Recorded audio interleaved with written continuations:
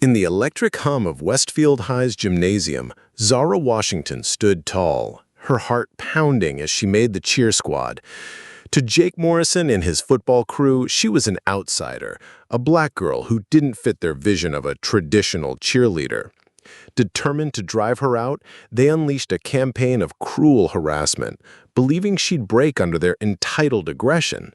But they didn't know Zara's secret. Her Navy SEAL father had trained her in tactics sharper than their taunts. What they saw as weakness was a soldier's daughter poised to strike back.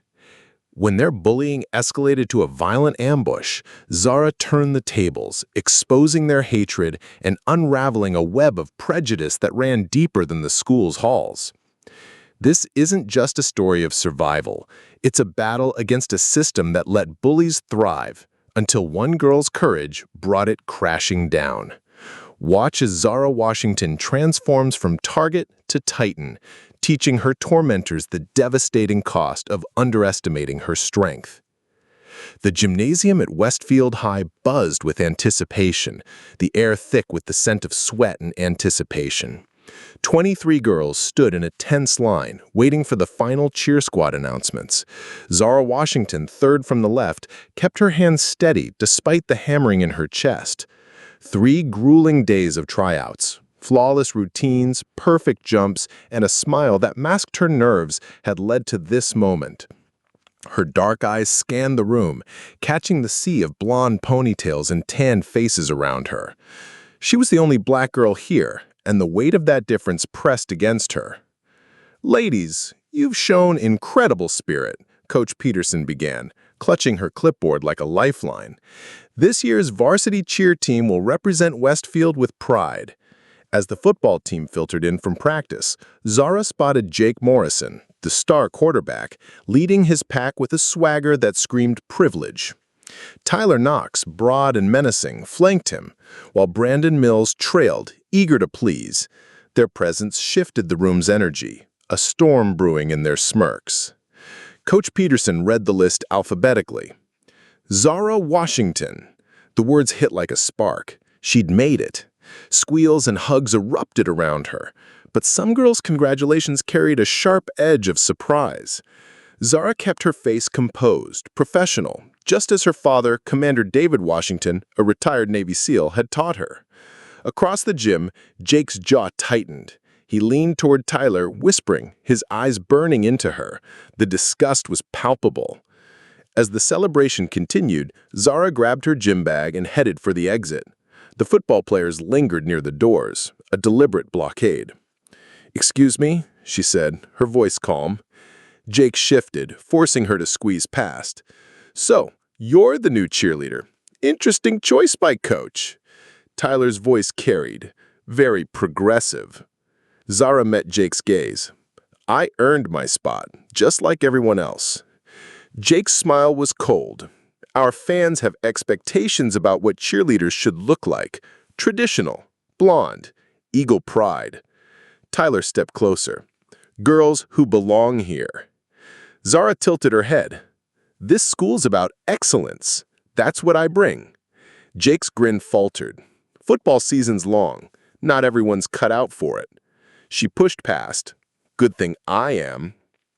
Their stares burned into her back as she walked away, their whispers already plotting. The harassment began subtly, like a slow poison. Monday, Zara's locker was ajar, books rearranged. Jake's glance from 3 lockers down wasn't subtle. By third period, whispers about the diversity hire spread. At lunch, Tyler accidentally bumped her chair hard. "Oops," he smirked, not looking back. Her friend Jessica frowned. That was weird. Zara cataloged it. Intentional, public, testing her. 7th period brought an Instagram post, her name circled on the cheer list, captioned, "Guess Westfield's gone woke. Hashtag not my cheerleader." Comments like, "She doesn't belong," twisted her stomach. She screenshot it, blocked the fake account, Eagle Pride 2024, and moved on. At cheer practice, Brittany Stevens accidentally stepped on her twice, elbowed her once. "Sorry," she cooed, her smile venomous. In the parking lot, Zara caught Jake and Coach Reynolds glancing her way, their conversation hushed. At home, over grilled chicken, Commander Washington studied her. "You're quiet." Zara hesitated, then showed him the Instagram post. His face darkened. "They're testing you. Document everything. Screenshots, times, witnesses. Don't react yet." She nodded, but noticed a black pickup truck parked across the street, its occupants shadowed. The harassment escalated. Tuesday, Zara's cheer shoes vanished from her locker. Wednesday, a banana with a note, "Monkey see, monkey do," sat on her windshield. Thursday, "Go home," was scratched into her locker. Principal Martinez sighed when she reported it. "Vandalism's hard to prove. Keep a low profile." Zara's eyes narrowed. "So, I should accept this because of my race?" He shifted uncomfortably. "Let's not jump to conclusions." Friday was homecoming. Zara, now in the second row, felt the thrill of performing despite the week's wait. Texting her father about pickup, she didn't notice the muddy puddle outside the gym until Jake grabbed her arm. "Got a message," he snarled. Tyler seized her other arm. Brandon blocked the view. "Know your place," he hissed, pushing her into the puddle. Her uniform tore on jagged concrete, mud soaking her as laughter rang out. Cheerleaders gasped. Brittany snapped a photo. "Epic fail," she muttered, posting it. Zara sat in the mud, memorizing their faces, their laughter, the humiliation. Madison helped her up, but her mind was with her father's words. "Create your own justice when the system fails." That night in her torn uniform, she told him everything. His eyes blazed. "Show me the posts." She did.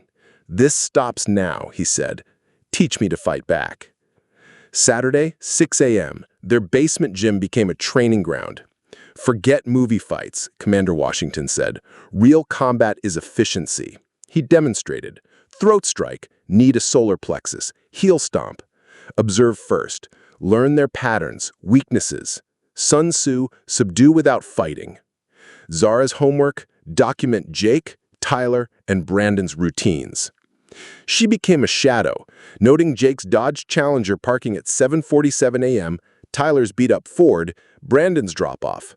At lunch, she recorded their conversations. Jake led, Tyler enforced, Brandon followed.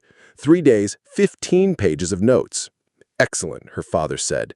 Jake's football identity, Tyler's scholarship desperation, Brandon's need to belong. These are their weaknesses. The boys grew bolder. Jake smirked at her oversized replacement shoes. Tyler tripped her in the cafeteria saying, "You don't belong here." Friday night, Zara's plan began. Jake's unlocked truck was her target. Using her father's anonymous tip strategy, she planted expired prescription pills from the nurse's office under his seat and loose pills in the console. An hour later, a hotline triggered a search during practice. Deputy Collins found the drugs. Jake's protests, "Someone set me up," fell flat. Suspended, his scholarships vanished overnight.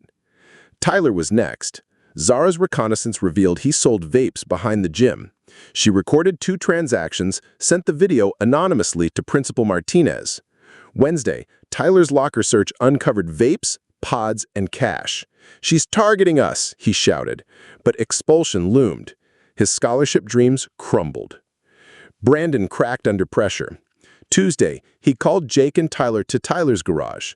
"Zara's behind this," he insisted. "She's been watching us." Jake's eyes darkened. "We end this tonight." They found her address in the school directory, 1247 Maple Street, and planned an ambush. Wednesday, 8:30 p.m., Zara walked her neighborhood route. A pickup truck slowed behind her. Jake's voice cut through. "We need to talk." Tyler blocked her right, Brandon her left. "You ruined us," Jake spat. Zara faced them, phone in hand, but Tyler lunged. She sidestepped, elbowing his ribs. Jake charged. She ducked, striking his solar plexus. Brandon grabbed her. She flipped him onto the asphalt. Jake pulled a knife, stolen from his garage. Zara disarmed him, twisting his wrist, kneeing his stomach. 3 down in 30 seconds. Sirens wailed. Officer Martinez arrived, seeing the knife, Zara unharmed, the boys battered. "They attacked me," Zara said. Tyler accused her of framing them. Commander Washington arrived, scanner buzzing with her name. She followed protocol, he said, self-defense training. The FBI launched a hate crime investigation. Zara's evidence, texts, posts, videos, proved systematic racial harassment. The Ring camera footage of the knife attack went viral, sparking national outrage. CNN interviewed Zara. "I chose to stand up, not be a victim." Jake got 4 years, Tyler 3, Brandon 18 months with cooperation. Westfield High overhauled its policies, firing complicit staff and implementing anti-harassment measures. A year later, Zara, now student body president, spoke at an assembly. "Bullies only have power if you let them." Jake's prison sentence extended for further racist acts. Tyler showed remorse, Brandon rebuilt his life. Zara, Harvard-bound, turned down media deals, focusing on her future. She'd